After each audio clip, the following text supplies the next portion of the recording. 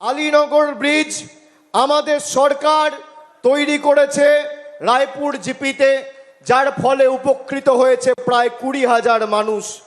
রাধানগর ঘাট ব্রিজ প্রায় 200 মিটার দীর্ঘ, 14 কোটি টাকা খরচা করে নদিয়া আর মুর্শিদাবাদকে যুক্ত করেছে, যার ফলে 1 লক্ষের বেশি মানুষ উপকৃত হয়েছে। টুঙ্গি ব্রিজ বালি 1 নম্বর জিপিতে 7.5 কোটি টাকা খরচ করা হয়েছে। আমতলা গ্রামীণ হাসপাতাল নতুন ভবন ইতিমধ্যেই তৈরি হচ্ছে। মধুপুর জিপিতে গান্ধাহারি পুলিশ ক্যাম্পে নতুন ভবন সম্পন্ন হয়েছে। পিডব্লিউডির অধীনে 12টি বাস ধারণ ক্ষমতা সম্পন্ন আমতলা বাস টার্মিনাস তৈরি হয়েছে। বিডিও অফিসের জমিতে 1.5 কোটি টাকা খরচ করে আমতলা মার্কেট কমপ্লেক্স নির্মিত হয়েছে। WBSRD এর অধীনে সর্বঙ্গপুর প্রায় 11 কোটি টাকা খরচা করে রাস্তা হচ্ছে। চাঁদপুর 8.5 কোটি টাকা খরচা করে রাস্তা হচ্ছে। পাটিকাবাড়ি 6.5 কোটি টাকা খরচা করে রাস্তা হচ্ছে।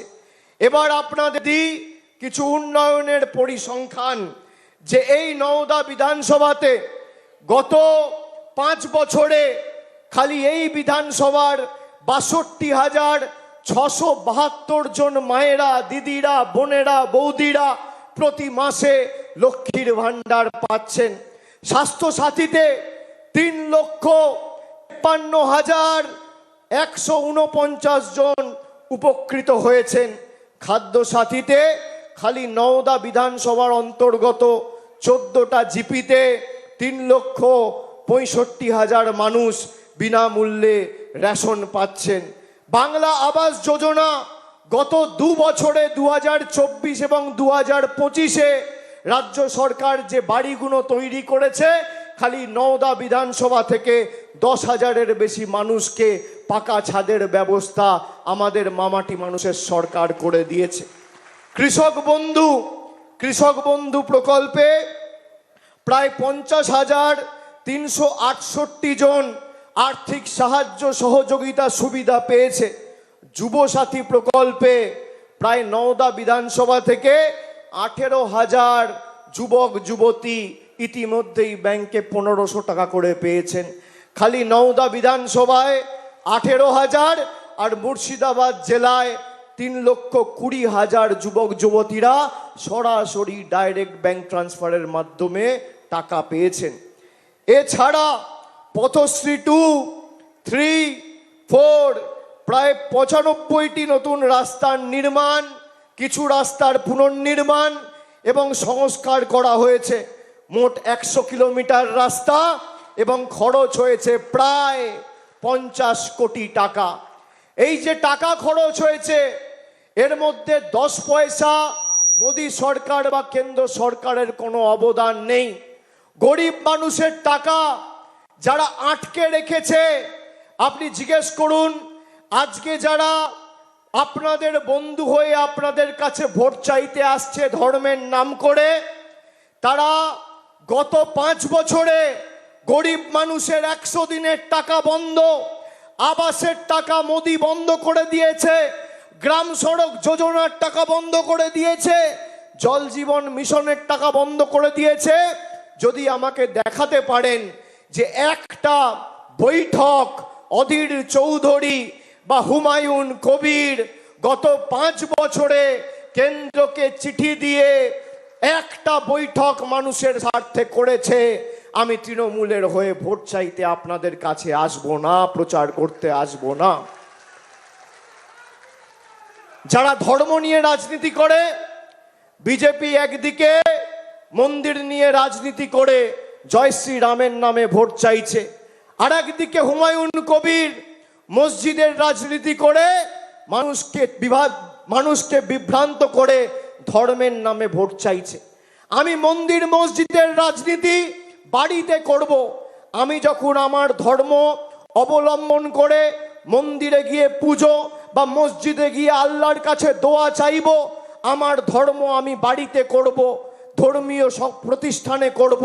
কিন্তু আমি যখন মানুষের ভোটে নির্বাচিত, আমার কোনো ধর্ম নেই, আমার একটাই ধর্ম, মানব ধর্ম, মানুষকে পরিষেবা দেওয়া। আপনি বলুন তো, যারা মন্দিরের নামে আর মসজিদের নামে ভোট চায়, এদের থেকে বড় রাজনৈতিকভাবে দেউলিয়া এলিমেন্ট আর কি আছে? কে আছে? আর হঠাৎ করে তার মনে হলো বাবরি মসজিদ করতে হবে মুর্শিদাবাদে। বাবরি মসজিদ কবে ভাঙা হয়েছিল? 1992 সালে। প্রায় 27 বছর পরে সে বিজেপিতে গিয়ে যোগদান দিয়ে 2019-এ বিজেপির প্রার্থী হলো। তখন তার বোধোদয় হলো না যে বাবরি মসজিদ করতে হবে। যারা বাবরি মসজিদ ভেঙেছিল, এই হুমায়ুন কবির তাদের সাথে হাত মিলিয়েছে।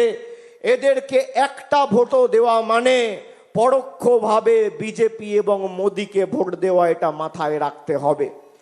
তৃণমূলের কিছু লোকেরা আছে, বিশেষ করে অনেকে আছে, যারা অনেক ব্যঙ্গ বিদ্রুপ করে গত ডিসেম্বর মাসে যখন বাবরি মসজিদ করেছিল, ভিত্তিপ্রস্তর স্থাপন করেছিল, তখন বলেছিল কেন বাবরি মসজিদ করবে না, হুমায়ুন কবিরের পক্ষ নিয়ে সওয়াল করেছিল।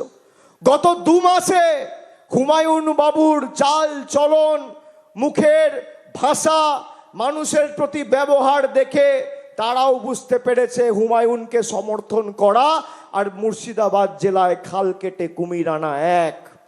যদি কোনোভাবে কেউ সমর্থন করেন, আমি আপনাদের কথা দিয়ে যাচ্ছি, যারা জার্সি পরে আছেন, যে জার্সি পরে আছেন, সে জার্সি পরে সে দলের হয়ে খেলুন। অন্য দলের হয়ে খেলতে গেলে 1 মাস পর লাল কার্ড দেখিয়ে মাঠের বাইরে করে দেবে, কিন্তু বাকি জামার জীবনটা আর মাঠে ঢুকতে পারবেন না।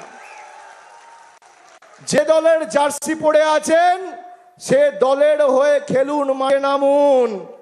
যদি এ দলের জার্সি পরে ও দলের হয়ে কাজ করেন, তৃণমূল জিতবে নিয়ে কোনো সংশয় নেই।